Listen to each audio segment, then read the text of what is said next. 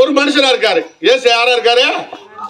அவரு பார்க்கறதுக்கு நம்மளை போல ஒரு மனுஷன், ஒரு அங்கி போட்ட சாமியாரா இருக்காரு. இவன் ஒரு வாலிப பையன், பேய் முடிச்சவனா இருக்கிறான். ஆனா ரெண்டு பேரும் மனுஷனாக இருந்தாலும் கூட இயேசுக்குள்ள இருக்கிறது பரிசுத்த ஆவி இருக்கு. அல்லேலூயா, அல்லேலூயா. இவனுக்குள்ள இருக்கிறது அசுத்த ஆவி இருக்குது. பேய் பிடிச்ச ஆவி இவனுக்குள்ள இருக்குது.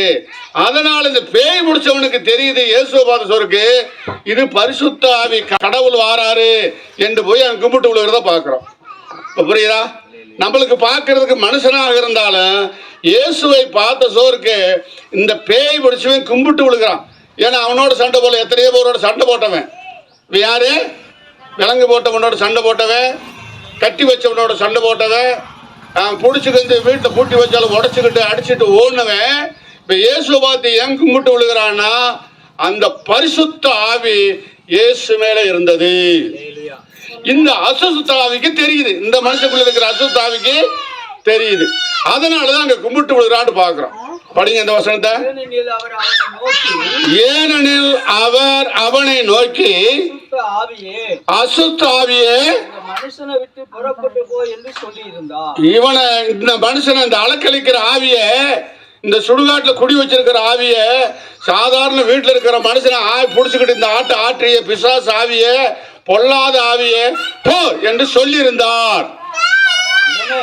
உடனே அந்த ஆவி அவனை விட்டு போயிட்டு, அந்த ஆவி அவனை விட்டு போனது. அல்லேலூயா, அல்லேலூயா. ஏன்னா அந்த அசுத்த ஆவி அவனை விட்டு போனதுன்னு பாக்குறோம். அடுத்த வசனம் தான் முக்கியமான விசேஷம். படிங்க.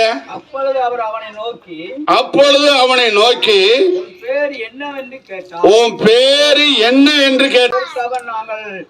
அநேகராய் இருக்கிறபடினாலே, நாங்கள் அநேகரபடியா இருக்கிறதுனால பேர் லேகியோர் என்று சொல்லி, என் பேர் லேகியோன் என்று சொல்லி தங்களை அந்த திசையிலிருந்து துரத்தி விடாதபடி அவரை மிகவும் வேண்டிக் கொண்டார். எங்களை துரத்தாதபடிக்கு மிகவும் வேண்டிக் கொண்டான்.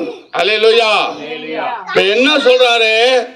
நாங்க லேகியோன், நாங்க அநேக பிசாசுகளை கூடி பிடிச்சிருக்கோம்.